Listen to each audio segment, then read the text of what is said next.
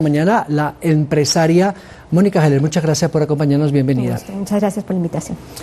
Bueno, las comparaciones son desagradables siempre, pero estamos viendo lo que ha tomado Guayaquil y la iniciativa de Guayaquil pues le ha dado resultado. Tanto es así que vemos que allí, por ejemplo, el aforo ya está el 70% y esto ayuda muchísimo a la reactivación, sobre todo de los sectores comerciales. Ustedes en el sector empresarial de Quito ven con preocupación que no hay una política municipal como para darle más seguridades a la reactivación económica. Mire, la ciudad de Quito está en un franco deterioro desde hace varias alcaldías. Una serie de malas decisiones, un abandono de la gestión y una fórmula donde todo se tapa con restricciones. Todo lo que no se hace se disimula con una restricción. No tiene ninguna lógica que en una situación económica como la que vive el país, donde las ventas en el 2020 sufrieron una baja de 28.000 millones, de las cuales el 45% se lo llevó Quito. No haya una medida de reactivación lógica para la ciudad. ¿Qué lógica tiene restringir circulación, restringir horarios de funcionamiento, restringir aforos, cuando 5.7 millones de ecuatorianos están entre el desempleo y el subempleo? Evidentemente hay una crisis sanitaria que es innegable, nadie desconoce, pero primero llevamos 1 año y medio de esa realidad. Segundo, no hay, digamos, un panorama alentador de que a plazo inmediato eso pueda solucionarse. Se están haciendo los avances necesarios, hay una campaña interesante y agresiva de vacunación, pero si no reactivamos la economía tendremos 2 tragedias, la sanitaria y la económica. ¿Qué le falta al municipio de Quito desde su óptica? Gestión, claridad, transparencia. Mire, hay problemas endémicos en la ciudad de Quito. Es una ciudad sucia, abandonada. Se habló en algún momento de un plan de rebacheo de la ciudad, no se ha hecho. Y le hago notar, sí, no desconocemos que hay COVID, pero los ciudadanos de todas maneras tenemos que cumplir con la responsabilidad. Es decir, yo tengo que pagar predial, COVID o no COVID. Entonces hay un doble estándar. El ciudadano tiene que cumplir, pero la autoridad no tiene que cumplir porque hay una crisis sanitaria. Y además, después de haber implementado restricciones como la de hoy no circula, con el supuesto objetivo de hacer esas mejoras. Entonces, lo que hay aquí es un desmanejo de la ciudad. Yo creo que la alcaldía se ha vuelto ingobernable, el municipio de Quito es demasiado grande, es ineficiente y no ha habido en realidad tampoco en las últimas alcaldías un ejercicio de volverle más eficiente. Lo que tenemos es un caos, caos. Siento también que hubo una insensibilidad o lo que es peor, una falta de apoyo al sector, como por ejemplo haciendo una exención de las obligaciones tributarias como impuestos, patentes, licencias, etcétera, etcétera. Incluso el predial ha incrementado muchísimo el costo entre el 2019 y el 2021. No solo que ha habido incrementos, sino que inclusive ahora algunos de los organismos están hablando de multas y sanciones por demoras durante el 2020 en los pagos. Entonces es un contrasentido. Si realmente queremos hablar de reactivación económica, aquí tiene que haber participación de todos los actores. Tiene que haber un esfuerzo, por supuesto, del sector privado. Tiene que haber un esfuerzo del gobierno central y tiene que haber un esfuerzo paralelo y comprometido del gobierno local. Y lo que sentimos es que no ha habido de ninguna manera un entendimiento de la realidad y no ha habido un compromiso y no ha habido un respaldo. Miren la diferencia entre Quito y Guayaquil. Miren qué sentido tiene restringir los horarios de funcionamiento. Los locales, para poder funcionar, tienen que poder por lo menos cubrir sus gastos. Así es.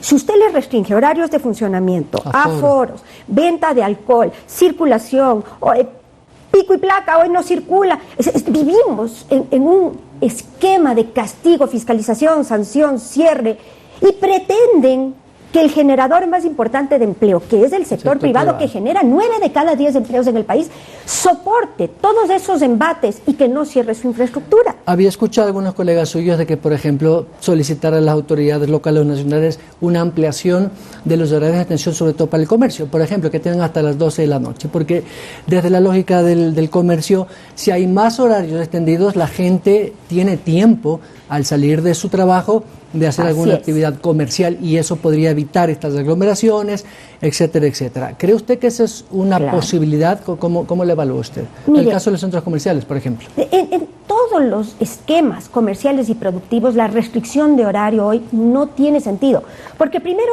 no hay causa-efecto con la crisis sanitaria, es decir, es una medida arbitraria que carece de cualquier lógica y cualquier respaldo técnico y la han tomado simplemente por tapar el problema del tráfico. Mire, Quito es una ciudad que ha hecho una inversión de $2.000 millones en el metro. No se ha transparentado cuál es la situación actual del metro y no se ha explicado por qué no funciona. Yo tuve el gusto, el honor o el disgusto en este momento de haber asistido a la inauguración del metro hace 2 años. Con el alcalde Rodas. Entonces, ¿qué circo es este? Que inauguramos el metro hace 2 años y sigue sin funcionar. Al no haber transparencia en el tema del metro y al no haber una gestión activa en el tema del metro, por supuesto no se han tomado las demás medidas necesarias para corregir los problemas de tráfico y transporte. Como esos no han sido claramente enfrentados, entonces, ¿cuál es la resolución? Una serie de medidas sin sentido, restricción en circulación, restricciones en horario, que lo único que hacen es tapar el problema de fondo, repercutiendo en un perjuicio terrible para la economía y sin tener vínculo alguno con el tema sanitario. A propósito del tema sanitario, ¿habrá posibilidad de que efectivamente haya puntos de vacunación en farmacias y centros comerciales? Por supuesto que porque sí. Lo he escuchado por parte de algunos empresarios. Por supuesto que sí. Mire, el sector privado está comprometido con poner su parte. Todos queremos superar la crisis sanitaria y superar la crisis económica, no hay duda. Ese es el factor común en todos los sectores del país. Y el sector privado tiene que aportar con su contingente, con su logística, con su infraestructura, con su aporte económico, es decir, no hay duda, y así lo ha manifestado con amplia claridad. Y habrá un plan de incentivos. Veo que algunos comercios, sobre todo, dan premios o bonificaciones a la gente que traiga su certificado de vacunación. Me parece muy interesante la estrategia comercial, pero estamos, claro, llenando ya un tema de premio porque te vacunes, aunque la lógica sería tienes que vacunarte por tu salud, por los tuyos, pero creo que es una estrategia muy interesante. ¿El comercio puede también reactivarse así? A ver, yo creo que aquí hay una dualidad en el tema de la vacuna que es una realidad y hay que enfrentarla. No todo el mundo quiere vacunarse y no todo el mundo puede vacunarse. Si hubiese una ley que obliga a la vacunación, los incentivos no serían necesarios. Claro. Al no ser obligatoria la vacunación, el incentivo puede ser que contribuya a que algunos individuos que no hubiesen buscado vacunarse lo hagan. Y la vacunación es importante, y genera un por tráfico, la salud y por la reactivación. Y genera un tráfico de clientes también a los comercios, que también creo que no está por demás importante. Mónica, en poco tendremos aquí al titular de la cartera de trabajo. El gobierno ha hablado de esta ley de oportunidades, reformas, pero no tenemos en claro, y se lo vamos a preguntar al ministro también, por supuesto, ¿cómo podría normarse nuevas modalidades de contratación? Porque el sector privado sí requiere de estas nuevas modalidades en función de las nuevas realidades del mercado, el teletrabajo, las actividades comerciales telemáticas, etcétera, etcétera, y esto evidentemente con el actual vetusto código de 1930 es muy difícil porque el costo para un empresario es muy elevado. Mire, la situación es muy difícil todavía para el sector privado. De la recuperación, digamos, estimada para este año, que será el 2.8% de crecimiento frente al año pasado, se entiende que para llegar a los niveles del 2019 tendremos todavía que esperar 3 años más. Eso quiere decir que la gran mayoría de los sectores todavía están en rojo o muy cerca de rojo. No están en su punto de equilibrio y muy ciertamente no están a su nivel de funcionamiento anterior. Eso quiere decir que para ir recontratando, para generar 5.7 millones de empleos, que es el gran reto económico del país hoy en día, necesitamos flexibilidad, porque las empresas, primero, no están creciendo rápidamente, no están recuperándose rápidamente.